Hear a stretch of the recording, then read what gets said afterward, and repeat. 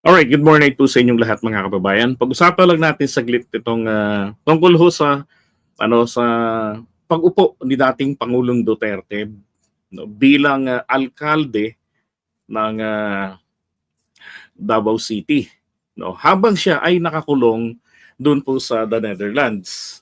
Okay? Kasi 'di ba ang nangyari ay overwhelmingly like more than 600,000 katao ang bumoto sa kanya. Talagang super landslide. Kawawa talaga si Carlo Nograles doon sa eleksyong naganap. And then, ang COMELEC naman ay agad-agad din naman na parang a day after election naiproklama kaagad siya eh. Alam niyo, para sa akin kasi, unang-una, wala siya rito sa Pilipinas, tapos yung kanyang kaso naman walang kasiguruhan kung makakapag-function siya ng maayos, 'di ba? Hindi siya pwedeng gumamit ng internet doon, hindi siya pa pwedeng, well, limitado yung kanyang kalayaan. Number one kalayaan niya ron, malaya lang siyang mabuhay, 'di ba? So, yung mga ganun. Pero yung communication, mga ganyan, hindi. Pwede lang siyang dalawin ng mga kaanak niya, 'di ba? Tsaka yung mga ibang ina-allowed. So, para sa akin, dapat nang tinitignan kasi dito ay consequences, tinitignan dapat ng pamahalaan natin, lalo ng COMELEC, yung taong ito ba ay may kakayanan na makapagsilbi. Di ba? Tingnan niyo yung nangyari din noon kay Leila de Lima. Hindi rin siya naging effective senator pagkatapos niyang manalo nung nakakulong siya. Di ba? So, nanalo yun, di ba? Ay, hindi na pala siya nanalo nung nakakulong siya. Kasi talagang durog na durog siya. Pero etong kay Duterte, teka, sino pa bang ibang mga nakulong noon na incumbent? Walang hindi na kasi talaga sila makakapag-function ng maigi. So, dito kay Duterte, magsasayang po ng pasahod ang taong bayan. 'Di ba? So nagagalit tayo sa korupsyon kasi nadi-deprive ng korupsyon ang taong bayan sa tamang serbisyo na kailangan nila. 'Di ba? Lugi nga naman. Parang ganito lang 'yan eh. Tayo ayaw nating magbayad ng for example, parcel, 'di ba? Yung parcel na in-order natin hindi dumating, no? Binudol tayo. Ang nakalagay sabihin natin worth 5,000 ang halaga. Ang dumating bote ng Coke o kaya diaper, 'di ba? So pag nabuksan mo ng muna agad yung parcel, hindi ka magbabayad. Ganon din sa serbisyo sa kuryente, sa internet. Ako ganon eh. Pagka hindi ko nagamit, let's say wala kaming kuryente, putol ang linya, sira, ganon, hindi ko binabayaran. Kasi, common sense lang. Why should I pay for something that I never used? Right? So, hindi ko napakinabangan. Tapos dito, nakakulong sa The Hague. Tapos, prinoklama kaagad ng COMELEC. Ang dapat po dito, hindi nila to hindi nila to prinoklama.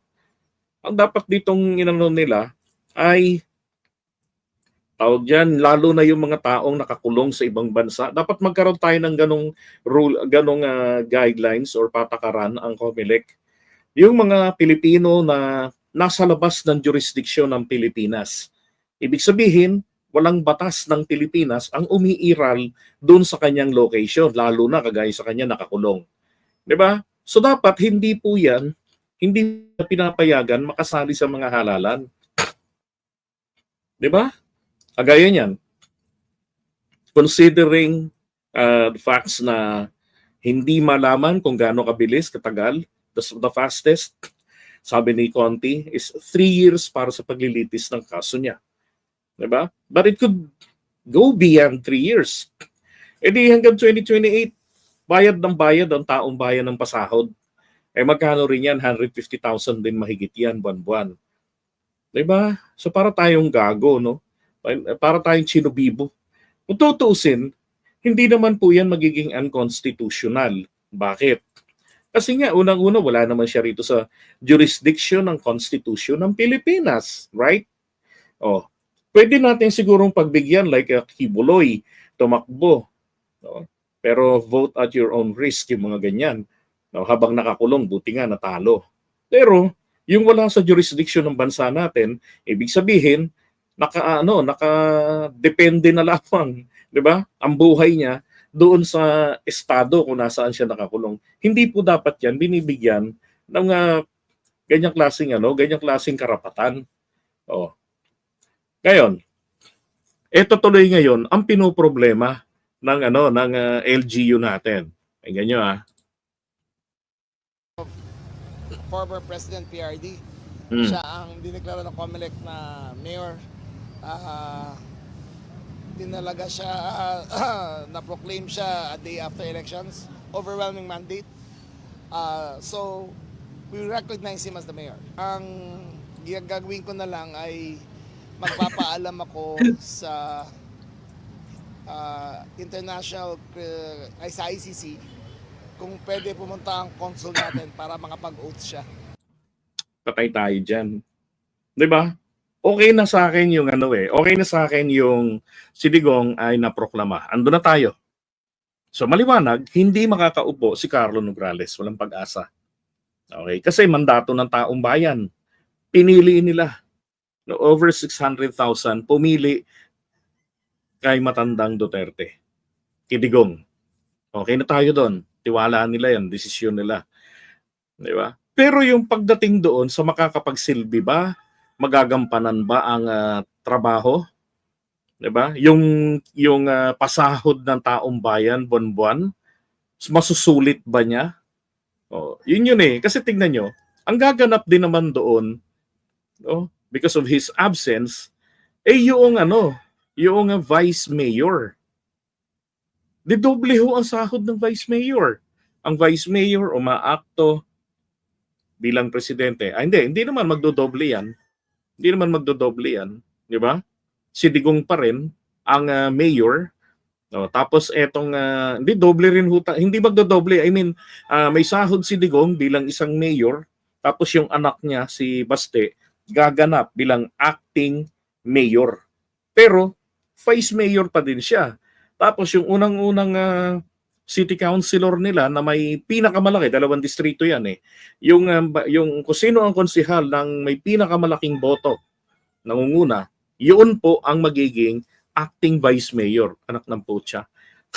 Puro acting na lang. Pero ang mangyayari dito, yung pasahod, di ba?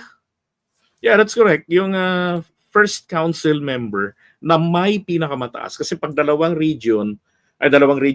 distrito yan, or 3, or more than, basta more than 1, ang pinakamataas po, pagkukumparahin silang dalawa. Ang may pinakamataas na boto sa 2 konsehal ng magkaibang distrito, yun po ang uupo na vice mayor.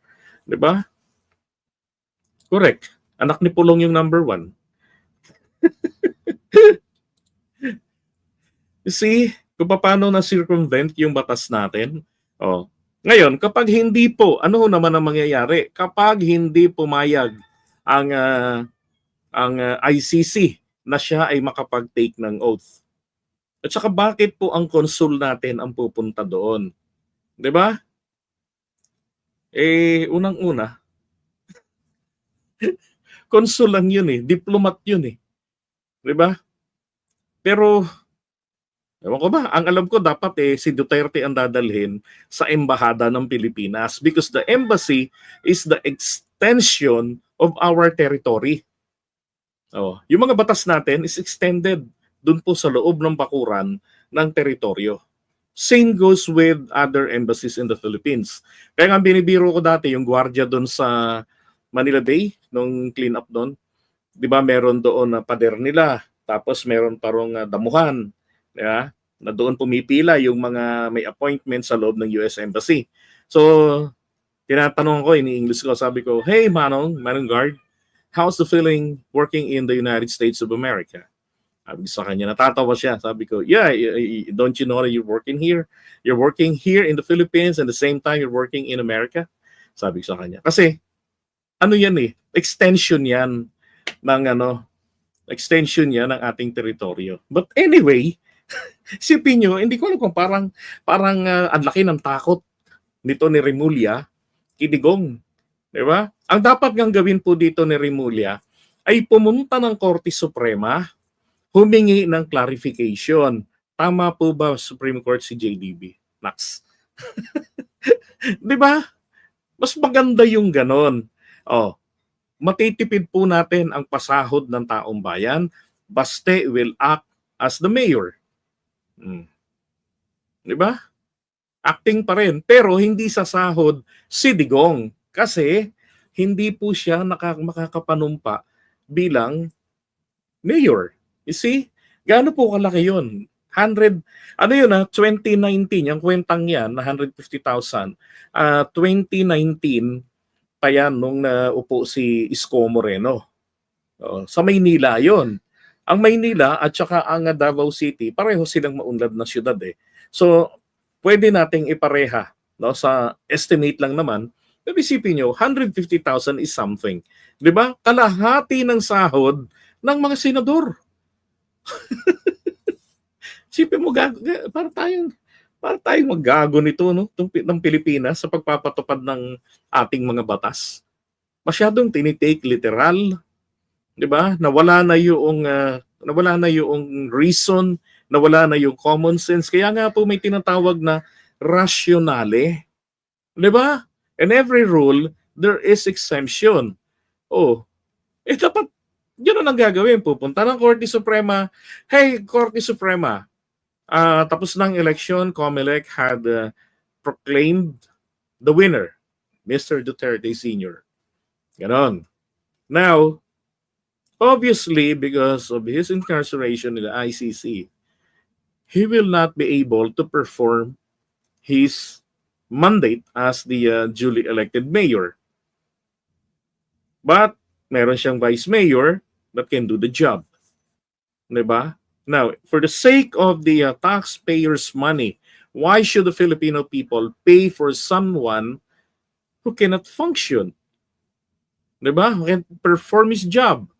Oh, di ba dapat ganon? So, pwede ho bang mahingi ang inyong wisdom? Di ba? Tama po ba na hindi namin siya, tama po ba na hindi siya panumpain nang sa ganon, proclaimed mayor siya, pero dahil nga yung inability at uncertainties ng magampanan niya yung trabaho niya, talagang uncertain. Ganon, di ba? Tama po ba kami na hindi po siya papanumpain, i-request na dalhin sa Philippine Embassy? Diba?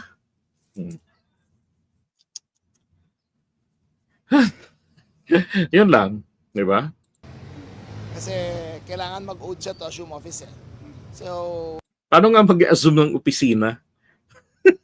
Ito nga anong tawag po sa mayor na working abroad? Sige nga. in his absence, the vice mayor will be there. Pero ang number one concern namin makapag-oath siya as mayor. Kailangan at physically present ka eh. Bigat ng problema nito. So, in capacity na hindi niya kayang magsilbi, ang vice mayor muna ang Muna? Oo. But we Hindi, recognize former PRD as the duly elected mayor. Ay nako, nakakatawang pinagagawa nito eh. Ang bigat ng buhay. Di ba? Kung isinampa nyo sa Korte Suprema yan, question nyo muna yung applicability. Di ba? Kesa problemahin kung paano siya makakapanumpa. Ang kaakibat nito, magwawaldas tayo ng pera. Buwan-buwan, for 3 years.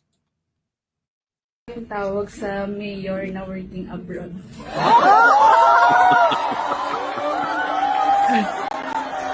Oh. Smell fishy ba? Baka naman bumabawi, baka bumabawi lang yung DILG. Mayor in tour.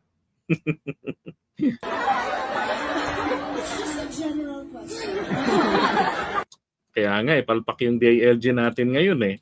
No, absentee mayor. Galit na galit ang mga DDS sa video na to. Galit na galit sila dyan, pinaglaruan daw. Tapos kagabi, hindi sumahod na kami sa YouTube. So, grocery, Fisher Mall, ganyan, SM, ganyan. No, Pure Gold, siyempre.